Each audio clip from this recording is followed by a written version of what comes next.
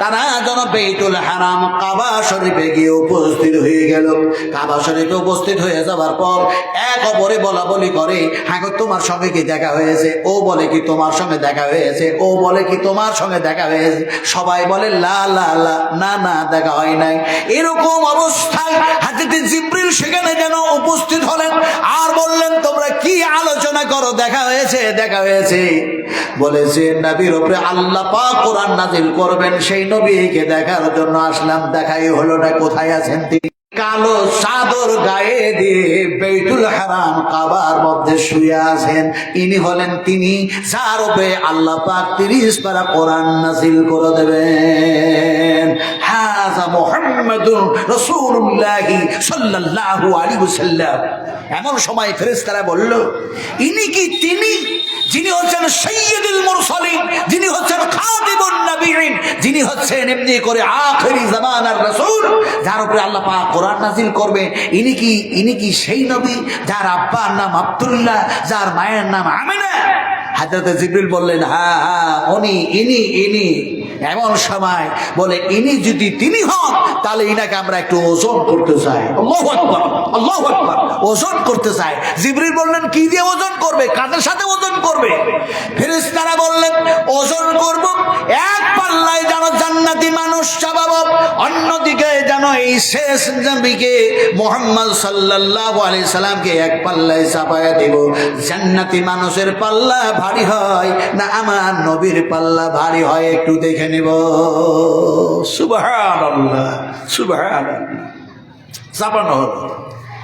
দেখা গেল যে ফেরেশতার যেন দেখা যায় পাল্লা ভারী নয়, এমনি করে দেখা যায় যেন বিশ্ব নবী মুহাম্মদ রাসূলুল্লাহ সাল্লাল্লাহু আলাইহি সাল্লামের পাল্লা ভারী হলো। অন্য জায়গায় এসছে 10 জন মানুষকে চাপানো হলো। জান্নাতি 10 জন মানুষের যা ওজন হবে, একটি মানুষের যা ওজন হবে, দুনিয়ার 10 জন মানুষের ওজন যতটা, একজন জান্নাতি মানুষের ওজন ততটা। এরকম জান্নাতি মানুষ 10 জনকে এক পাল্লায় রেখে রাসূল আকরাম সাল্লাল্লাহু আলাইহি ওয়াসাল্লামকে এক পাল্লায় চাপানো হলো। জান্নাতি মানুষের পাল্লা হালকা হয়ে গেল, নবীর পাল্লা ভারী হয়ে গেল। সুবহানাল্লাহ পড়ো, এটা জন্য সুবহানাল্লাহ। বললো না না 10 জন দিয়ে হবে না, 100 জন চাপাও। 100 জন চাপানো হলো।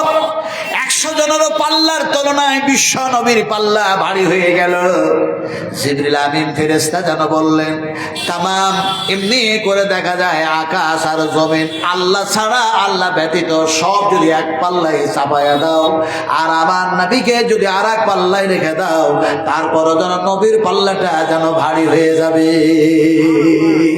এমন সময় ফেরেশতারা যেন সেই কথা শোনার পর জিবরিল আমিন বললেন, তোমরা যা কিছু আলোচনা করেছো ইনার ব্যাপারে, যা কিছু বলেছো সমস্ত কথাগুলি তিনি যেন সব শ্রবণ করেছেন, সব শুনেছেন।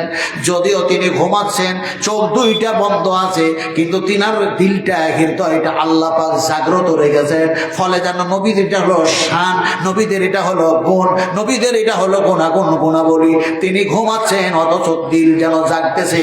তোমরা যা বলেছো সবই যেন তিনি শুনেছেন। এই কথা বলার পর বিশ্ব নবী মুহাম্মদ সাল্লাল্লাহু আলাইহি ওয়াসাল্লামকে যেন বারকের উপরে চাপায়া যেন দেখা যায় এবার মেরাজ করার জন্য নিয়ে যাওয়া হচ্ছে, সাবি মিরাজ।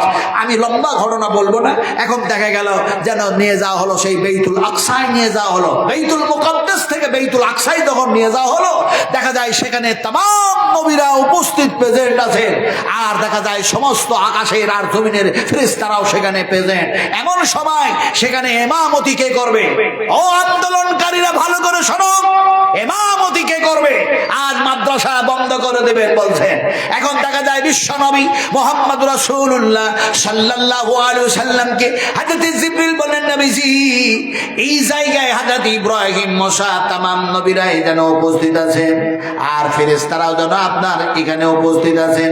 ফলে দেখা যায় ওই মুসাল্লার জায়গাটা ফাঁকা আছে, খালি আছে, ওই জায়গাটা কেবলমাত্র আপনার জন্য অপেক্ষা করে। এমন সময় নবীজি যেন আপনি ওই মুসাল্লায় দাঁড়ায়া যান। মুসাল্লায় নবীজি দাঁড়িয়ে গেলেন। এমন সময় যেন দেখা যায় तमाम নবীরাও যেন পিছনে দাঁড়ালেন। নামাজ যেন শুরু হয়ে গেল, 2 রাকাত নামাজ হয়ে গেল, সালাম যেন ফিরাইয়া দিলেন। এমন সময় জিবরিল বলেন, ইয়া রাসূলুল্লাহ, আপনার পিছনে শুধু নবীরা আর মানুষগুলি যেন নামাজ আদায় করে নাই, আপনার আপনার পেছনে तमाम যেন ফেরেশতারাও যেন আজকে নামাজ আদায় করেছে, আজকে ইমামতি করলেন, এমনি করে যেন নবীদের, এমনি করে দেখা যায় মানুষের, এমনি করে ফেরেশতাদের আপনি যেন ইমামতি করলেন। এ কথা যেন বলার পর হযরতে দেখা যায় ইব্রাহিম যেন খুতবা দিলেন, তিনার খুতবা পড়া শেষ। হযরতে মুসা খুতবা দিলেন, তিনার খুতবা পড়া শেষ। হযরতে এমনি করে ইয়াকুব খুতবা দিলেন, তার খুতবা পড়া শেষ।